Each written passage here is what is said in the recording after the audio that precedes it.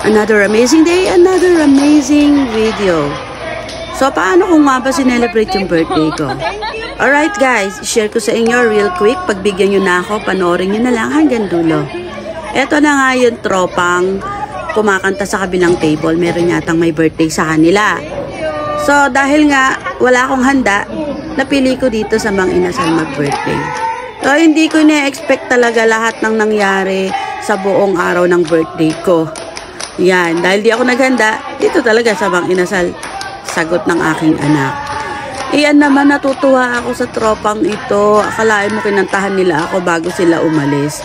Kasi kilala ko nga yung mga yan, binati nila ako dyan. Nakakatuwa. Sobrang unexpected. At talagang nakaka-happy. Well, thank you so much, Mang Inasal. Baka naman. At eto, makatuwa pa nga diyan. Yung kabilang table, pumapalakpak din sila habang kinakantahan ako. Yun pala, meron din may birthday sa kanila. Siyempre, di papatalo ang tropang kumanta. Kinantahan din nila yung nandun sa table. So, napadiretso naman kami dito. Hindi nga nakaplano ang mga lakad namin. Ganun din iyan. Pumunta kami sa Aliyah. And to make extra memories sa celebration ko nga, order lang kami ng margarita. Ewan ko kung ano yan, nalimutan ko na. Kasama ko pa din ang anak ko at ang kanyang girlfriend. So, chill-chill lang kami dito with the Tres Calaban. Siyempre, shot puno, tagay na. Yan lang naman. Wala na kami na order dyan na pansit. At medyo late na rin kaming pumunta. So, eto na nga. Na-requestan tayo ng aking classmate na si Aped. So, ayan, kahit tayo ay frustrated singer, so kumanta tayo. Natapos ko naman yung kanta. Thank you nga pala sa nag-serve sa amin si Inday.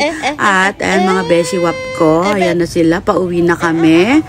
Sa totoong buhay, pauwi na sana. Eto, thank you so much, Aliyah. Napaka-enjoy ng gabi. So, anong meron dito ginagawa mo dyan? Sa hindi inaasahang pagkakataon, dahil sabi ko nga, hindi pa ako nakapasok dyan sa Kidja. Gusto ko lang ma-experience kung anong meron sa loob. So, eto na nga. Sa labas pa lang ng Kidja, nagda-doubt na ako at ang dami-daming tao. Eh, bigla naman dumating, unexpected na naman yung pamangkin ko kasama ang kanyang tropang dalawang Becky Waps. So, ayun na nga. Tita, sabi niya, treat ko na. Pasok kami sa loob. And, ayan, stories na talaga ang nangyari. The whole night, sobrang nag-enjoy ako. Kitang-kita nyo naman. Ayan, bilang dating dancer. Hanggang ngayon naman. Ayan, with the tropa pa din. So, kami na lang dito. Hindi na sumama yung aking anak at may pasok nga. So, ayan, kita nyo naman, si Mumay. Sobrang nag-enjoy ako kasama ang tropang ito. Chill-chill lang kami dyan. Masaya sa loob. Good vibes naman. And shout out kay Toto. Ayan. At higit sa lahat, thank you so much kay Angge na nag-treat. This is my very, very first time sa Kidja. At ganun pala yun. Thank you sa pa-experience. Na-enjoy ko talaga.